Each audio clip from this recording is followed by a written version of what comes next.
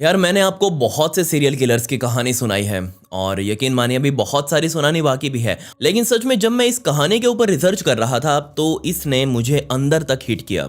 जी हाँ, ये कहानी एक सीरियल किलर की है, लेकिन ये कोई आम सीरियल किलर नहीं था। ये एक डॉक्टर था। जी हाँ, एक डॉक्टर सीरियल किलर। अब डॉक्टर चाहे कोई भी हो, उसकी जो पहचान होती है समाज में वो बिल्कुल अलग होती है। सभी उस डॉक्टर की बात मानते हैं, सभी उसे बहुत इज्जत वगैरह देते हैं। तो ये भी एक डॉक्टर था, लेकिन एक सीरियल किलर डॉक्टर। वैसे तो इसने भी अपनी पहचान बहुत अच्छी बना रखी थी, लेकिन बंद दरवाजों के पीछे ये आदमी एक सनकी, एक झूठा, एक राक्षस, और अगर मैं इसे एक किलिंग मशीन का नाम दूं तो भी वो कुछ गलत नहीं होगा। जी हाँ दोस्तों, मेरा नाम है विकी और आज मैं आपके सामने कहानी रखूंगा हैरोल्ड शिपमैन नाम के इस डॉक्टर की, जो कि एक सीरियल किलर था और इसने बंद दरवाजों के पीछे 260 से भी ज़्यादा पेशेंट्स को मौत के घाट उतार दिया। और जब इसकी सच्चाई दुनिया के सामने आई तो लोगों ने इसे डॉक्टर डेथ का नाम दिया। इस आदमी का जन्म 1946 में ब्रिटेन में हुआ। इसके दो भाई और थे, लेकिन हैरोल्ड अपनी मां का सबसे पसंदीदा बच्चा था, इसलिए बहुत छोटी उम्र में ही उसकी मां ने हैरोल्ड के दिमाग में ऐसी ऐसी बातें भरनी शुरू कर दी कि हैरोल्ड का दिमाग उसे पचा ही नहीं पाया। वो उसे समझाती थी कि तुम सबसे ऊपर हो, तुम कुछ भी कर सकते हो। और यहीं से शुरुआत हुई थी इस आदमी के राक्षस वाले दिमाग की। ये व्यक्ति दुनिया को तो यही दिखाता कि वो सबसे हंसकर बोलता है, सभी से उसका बहुत अच्छा रिश्ता है, लेकिन अंदर से ये व्यक्ति कुछ और ही था। लेकिन जब इस लड़के की उम्र टीनेज में आई, यानी कि तकरीबन 16-17 साल की हुई, तो इसके माँ, जिसे ये सबसे ज़्यादा चाहता था, पूरी दुनिया में सबसे ज़्यादा केयर उसकी करता था, तो डॉक्टर्स ने उसकी माँ के शरीर में कैंसर होने की शिकायत हैरोल्ड और उसकी माँ को, दोनों को ही बता दी। ये बात सुनकर हैरोल्ड अपनी माँ का और ज़्यादा ख्याल रखने लगा और जब भी वो अपनी माँ को डॉक्टर के पास लेकर जाता तो वो डॉक्टर के बिल्कुल साइड में खड़ा हो जाता और देखता रहता कि डॉक्टर उसकी माँ के साथ क्या क्या कर रहे हैं। अब डॉक्टर्स का तो काम है दवाई देना, और दवाई के रूप में वो उसकी माँ को मॉर्फिन का इंजेक्शन देने लगे। और जैसे ही उसकी माँ के शरीर में मॉर्फिन का इंजेक्शन लगाया जाता, उसकी माँ तो आराम से अपने सारे दुख दर्द भूल कर सो जाती, लेकिन यहाँ हैरोल्ड बहुत ज़्यादा परेशान हो जाता। अब मैंने आपको इस मॉर्फिन वाले इंजेक्शन की जो बात बताई है, इसे अपने दिमाग में बना कर रखिएगा, क्योंकि अब ये जो आगे वीडियो चलेगी पूरी, ये इसी के आसपास घूमेगी। जी हाँ, अब मैं आपको इसका एक बहुत ही काला सच बताने वाला हूँ। जिन लोगों ने हैरोल्ड के दिमाग पर या फिर उसके जीवन पर रिसर्च करी, उन्होंने कहा कि यही वो टाइम था जब हैरोल्ड का जो दिमाग है वो अंदर से एक हत्यारा बन चुका था। जी हाँ, मुझे एग्जैक्ट नहीं पता, एग्जैक्ट मुझे तो क्या किसी को भी नहीं पता, मैंने बहुत ढूंढा, लेकिन हाँ कहते हैं कि 17 साल की उम्र के आसपास, जब हैरोल्ड की 17 साल की उम्र थी, तो उसकी माँ वही कैंसर की वजह से उसे छोड़कर, उसे तो क्या दुनिया से ही छोड़कर चली गई, जिसके बाद ये जो सदमा था वो उसके अंदर ही बैठ गया। लेकिन यहाँ उसने ठान लिया था कि वो भी अब डॉक्टर बनकर रहेगा और उसने अपनी आगे की पढ़ाई जारी रखी। तकरीबन 19 साल की उम्र में उसे अपनी जिंदगी का प्यार मिल गया,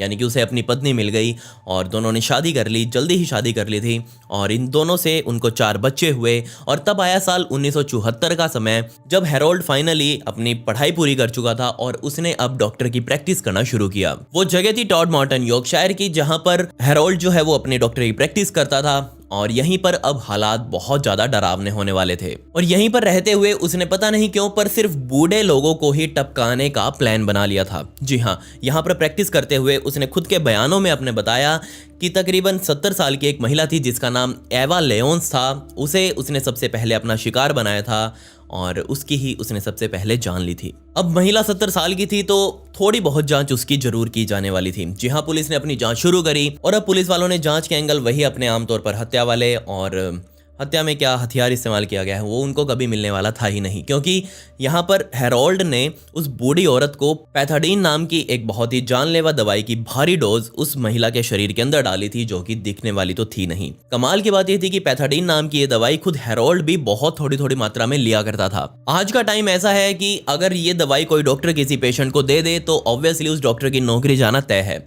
लेकिन तब के टाइम पर ऐसा कुछ नहीं था। उसने आगे भी जान लेने का सिलसिला जारी रखा और जैसे जैसे उसकी जान लेने की जो शक्ति थी वो बढ़ती गई और पुलिस को इसके बारे में पता लगता गया। पुलिस भी क्या करती, डॉक्टर है यार, कोई उसे क्या ही कुछ बोल पाएगा। सो जैसे ही पुलिस उसे पकड़ती, उस पर थोड़ा बहुत फाइन चार्ज होता, उसे 1-2 दिन सुधार गृह में रखा जाता और वापस वो फ्री हो जाता अपने नए शिकार के लिए। यहाँ अपने कुछ शिकार करने के बाद ये बंदा हाइडे नाम की एक नए शहर में शिफ्ट हो गया और वहाँ इसने डोनीब्रोक मेडिकल सेंटर में एक नहीं दो नहीं बल्कि पूरे 20 सालों तक काम किया और यहाँ भी उसका अंदर का राक्षस शांत नहीं हुआ और सिर्फ इसी हॉस्पिटल में रहते हुए उसने कुल 71 पेशेंट्स की जान ली और हाँ, उसे फिर भी कभी पकड़ा नहीं गया। और तब आया सन 1993 का समय जब इसने खुद का ही हॉस्पिटल खोलने का सोचा। अब सोचकर देखिए, वो औरों के हॉस्पिटल में रहते हुए इतने कांड कर सकता था और अब खुद का खोल लेगा तो वो तो वहाँ का राजा है, वो वहाँ चाहे कुछ भी करे कोई उसे कुछ कहने वाला ही नहीं है। और इसी वजह से उसने अपने इस घिनौने काम को करने की स्पीड और तेज कर दी। लेकिन यहाँ पर इसने एकदम से स्पीड नहीं बढ़ाई, बल्कि उसने पहले वहाँ लोकल लोगों का विश्वास जीता। जी हाँ, तकरीबन 3000 पेशेंट्स ऐसे थे जो उसके रेगुलर कस्टमर बन चुके थे। वो उन्हें अपने पास बुलाता, रेगुलरली बुलाता था और उनकी जो पर्चीज वगैरह थी उनको देखता, बहुत अच्छे से ट्रीट करता और उनमें से ही उसने अपने शिकारों को छांटना शुरू कर दिया। ये विश्वास उसने इसलिए बनाया था कि अगर कभी उसका भांडा फूट भी जाए तो पुलिस जब लोगों से पूछताछ करेगी तो सभी उसके बारे में अच्छा ही बताएं। ये बंदा हर रोज सुबह सुबह मॉर्निंग वॉक वगैरह पर निकलता था और जैसे ही निकलता तो लोग उसे सामने से विश वगैरह करते। सभी लोग यही समझते थे कि देखो कितना बढ़िया डॉक्टर है, अपने परिवार को कितने अच्छे से संभाला हुआ है, अपना हॉस्पिटल कितने सही से चला रहा है। लेकिन अंदर का सच किसी को नहीं पता था। कुछ लोग जो इस डॉक्टर के पास ओपीडी वगैरह लेने आते थे, मतलब अपना रेगुलर चेकअप ही करवाने आते थे, उनके शरीर में उनको भी पता है कोई बीमारी नहीं है। अगर आप भी देखेंगे तो भी बेशक वो आपको दिखाई बूढ़े देंगे, लेकिन आप कहेंगे कि हाँ ये बूढ़ा तो बिल्कुल फिट है। तो ऐसे लोगों को डॉक्टर जब वो मिलता तो उनकी वो पर्ची में बहुत सारी बीमारियां लिख देता और कहता कि हाँ तुम्हें ये भी बीमारी है, तुम्हारी ये चीज़ कम है, तुम्हारी ये चीज़ ज़्यादा है। और फिर उन्हें अंत में दवाई के तौर पर बहुत तगड़ी मात्रा में डाइमॉर्फिन लेने को कहता। जी हाँ, ये वही दवाई थी जो कुछ सालों पहले उसकी माता पर डॉक्टर्स ने इस्तेमाल की थी। ये दवाई लेते ही तो लोग तुरंत मरने वाले थे और वो जैसे ही उन लोगों को दवाई या तो हॉस्पिटल में देता, वो हॉस्पिटल में दम तोड़ देते और कुछ लोगों को वो पर्ची में लिख कर दे देता और साथ में उनके अंदर डाल देता, थैली में डाल देता और कहता कि घर जाकर ले लेना, अभी ले लेना। और जैसे ही वो दवाई लेते तुरंत 1 या 2 घंटे में उनकी मौत निश्चित थी। हेरोल्ड के खुद के बयानों के मुताबिक उसने अपने खुद के हॉस्पिटल में रहते हुए 44 आदमी और 171 औरतों की जान ली। जी हाँ, इसमें सबसे उम्रदराज औरत 93 साल की थी और सबसे छोटा व्यक्ति जो कि एक आदमी था उसकी उम्र सिर्फ 41 सालों की थी। हेरोल्ड का सब कुछ मस्त चल रहा था। जब ऐसी मौतें होती तो लोग बहुत नॉर्मल इसे मान रहे थे और पुलिस भी इस पर शक नहीं कर रही थी क्योंकि उम्र हो चुकी थी, ये बूढ़े लोगों को ही ज़्यादा टारगेट कर रहा था, तो इस पर कोई शक की चांस ही नहीं बन रहा था। इतना ही नहीं, वो जिस भी व्यक्ति की जान लेता तो उसके घर पर यानी कि उसकी श्रद्धांजलि सभा में जब वो जाता तो जाकर उनके घर वालों को ये बोल कर आता कि तुम इसका ऑटोप्सी या फिर पोस्टमार्टम वगैरह मत करवाना, वरना तुम्हारा ही दिल और टूटेगा, क्योंकि जब इसे डॉक्टर ऑपरेशन वगैरह करेंगे, इसका चीरफाड़ करेंगे इसकी, और वो तुमको चीरफाड़ करा हुआ शव वापस देंगे तो तुम उसे कैसे देखोगे। ये सब बोलकर वो उनके घर वालों को भी डरा देता ताकि वो इसका पोस्टमार्टम या फिर ऑटोप्सी भी ना करवाएं। ये सब बहुत मजे से चल रहा था। लेकिन तब आया साल 1998 का समय, जब ब्रिटेन की नेशनल डॉक्टर्स अथॉरिटी ने ये पाया कि देश के सभी बाकी के जितने भी हॉस्पिटल्स हैं वो एक तरफ और हेरोल्ड का एक अकेला हॉस्पिटल एक तरफ। जी हाँ, बाकी सभी के तुलना में हेरोल्ड वाले हॉस्पिटल में 10 गुना ज़्यादा मौतें हो रही थी। और यहीं से वहाँ के अधिकारियों को हेरोल्ड के इस हॉस्पिटल पर शक होने लगा। वो सोचने लग गए कि कैसे एक अकेले हॉस्पिटल में इतनी ज़्यादा मौतें हो सकती हैं, कैसे इतना बड़ा कोइंसिडेंस इस छोटे से हॉस्पिटल में हो सकता है। इतना बड़ा तो ये हॉस्पिटल भी नहीं था, तो इतना बड़ा कोइंसिडेंस यहाँ कैसे बन रहा है। जिसके बाद इसकी सूचना पुलिस को दी गई और पुलिस ने जांच शुरू की। अब आपको यहाँ लग रहा होगा कि अब तो इस आदमी का भांडा फूट जाएगा और ये सब कुछ यहीं रुक जाएगा, लेकिन आप गलत हैं, क्योंकि जैसे ही पुलिस की टीम और जांच अधिकारियों की टीम हेरोल्ड के हॉस्पिटल में जांच करने के लिए पहुंची तो उन्हें वहां कुछ भी अजीब नहीं मिला। जी हाँ, सभी के सभी रिकॉर्ड्स खंगाले गए, लेकिन वहां कुछ अजीब नहीं मिला। अब मैं आपको यहाँ बता दूं कि हेरोल्ड एक बहुत ही चालाक आदमी था। जी हाँ, वो जैसे ही कोई भी आदमी उसके पास इलाज करवाने के लिए आता तो वो तुरंत उसको एक रिकॉर्ड बनाना उसका स्टार्ट कर देता। जी हाँ, उसका एक रिकॉर्ड बना लेता और उसमें रिकॉर्ड में चढ़ाने लगता कि तुमको तो ये बीमारी भी है, तुमको ये बीमारी भी है, जिससे पहले ही बंदा तो अंदर से डर ही जाता। साथ ही वो एक पक्का रिकॉर्ड भी बनाता जा रहा था कि इस बंदे को ये बीमारी है। उसका कुछ दिन तक इलाज करने के बाद फिर फाइनली वो उसको डाइमॉर्फिन की डोज दे देता और वो बंदा मर जाता और अंत में लिख देता कि इस बंदे की मौत इस बीमारी की वजह से हुई है। वो डॉक्टर है, वो कुछ भी लिख सकता है।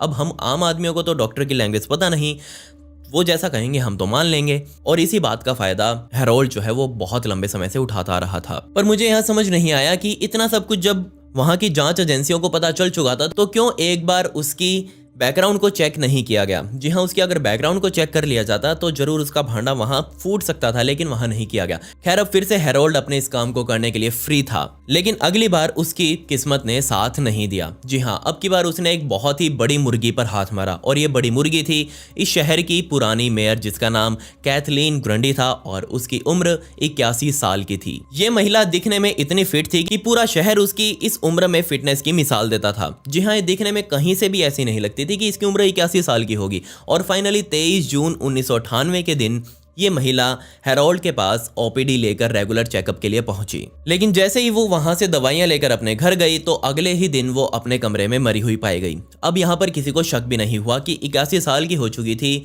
दिखने में बाहर से फिट थी, क्या पता अंदर कोई बीमारी हो, इसलिए किसी ने भी शक नहीं किया और सभी उसके मौत पर दुख मनाने के लिए उसके घर भी पहुंच गए। लेकिन यह सिर्फ एक छोटी सी चीज थी जिसने इस पूरी गेम को बदल दिया, और वो चीज थी कैथलीन ग्रंडी की वसीयत। जी हाँ, अब आमतौर पर आप या फिर जो भी कोई इंसान होगा वो अपनी वसीयत अपने बच्चों के नाम पर करके जाएगा, और यहाँ पर कैथलीन को भी अपनी वसीयत जो थी अपनी बेटी एंजेलो के नाम पर करके जानी थी। लेकिन उसने ऐसा नहीं किया, बल्कि उसने अपनी $380,000 की एक वसीयत किसी और के नाम पर नहीं बल्कि डॉक्टर हेरोल्ड शिपमैन के नाम पर करवा रखी थी। ये बात जब लोगों को पता चली तो उन्हें बहुत अटपटी लगी। अब अटपटी तो लगेगी ही कि भाई क्यों एक अच्छा भला इंसान अपनी प्रॉपर्टी को अपने बच्चों को ना देने की बजाय किसी अनजान डॉक्टर को देगा। और तुरंत एंजेला ने इस बात को लेकर पुलिस को कांटेक्ट किया, जिसके बाद उसका अंतिम संस्कार भी नहीं किया गया था। इससे पहले ही पुलिस ने उसकी ऑटोप्सी करवाने के आदेश दे दिए। उसकी ऑटोप्सी करवाई गई, जिसमें सामने आया कि इसकी मौत बहुत ज़्यादा मॉर्फिन लेने की वजह से हुई है। जिसके बाद एक बार फिर से जांच एजेंसियों और पुलिस की टीम डॉक्टर हेरोल्ड के हॉस्पिटल पर पहुंची, और अब यहाँ पर उन्होंने कैथलीन की भी फाइल को जांचा, जिसमें उसने अलग ही बीमारी लिखी हुई थी, जो कि बीमारी कैथलीन के शरीर में थी ही नहीं। और यहीं से डॉक्टर्स को समझ आ गया कि ये डॉक्टर जो हेरोल्ड है वो अपने पेशेंट्स के रिकॉर्ड्स के साथ बहुत गंदे तरीके से छेड़छाड़ कर रहा है। जी हाँ, इसके बाद पुलिस ने कोर्ट से ये ऑर्डर लिया कि जिन जिन लोगों का डॉक्टर हेरोल्ड ने इलाज किया है और जो जो लोग मरे हैं उन लोगों की कब्रों को एक बार फिर से खोदा जाए और उनके सैंपल्स लिए जाए, ताकि उनकी ऑटोप्सी करवाकर ये पता किया जा सके कि उनकी मौत हुई कैसे थी। सही आंकड़ों के हिसाब से डॉक्टर हेरोल्ड द्वारा मारे गए लोगों की 15 सैंपल्स लिए गए थे और 15 के 15 के शरीर में पाया गया कि उनकी मौत मॉर्फिन से हुई थी। ये बात सुनकर कोई भी चौंका नहीं, और तुरंत पुलिस ने ये चार्ज लगा दिए कि इस डॉक्टर ने 15 हत्याएं तो की ही है और साथ में एक धोखाधड़ी भी की है जो कि कैथलीन के साथ की गई थी। और इसके बाद 15 मौतों का आरोप लगते ही कोर्ट ने इससे आजीवन कारावास की सजा सुना दी, जिसके बाद इसके बयान सामने आए। और फाइनली इसके बयान जो आए थे वो 2005 में आए थे। जी हाँ, सन 2005 में वो दुनिया के सामने आया और बोला कि उसे एग्जैक्ट तो याद नहीं, पर 260 से ज़्यादा लोगों की उसने जान अभी तक ली है। जी हाँ, आप सोच कर देखिए, उसे खुद याद नहीं है कि उसने आज तक कितने मासूम लोगों को मौत के घाट उतारा था। खैर, वो बोलता 260 आया है, लेकिन आज भी लोग ये मानते हैं कि वो आदमी जरूर हजारों लोगों की मौत का कारण होगा। खैर, आपको इसके बारे में क्या लगता है मुझे जरूर बता दें, और पिछली वीडियो का शाउट आउट आर्यन को and comment pick me to get a shout out in next video. आपको ये वीडियो कैसी लगी कमेंट्स में वो भी बता दें। मिलते हैं अगली वीडियो में। ये वीडियो देखने के लिए धन्यवाद।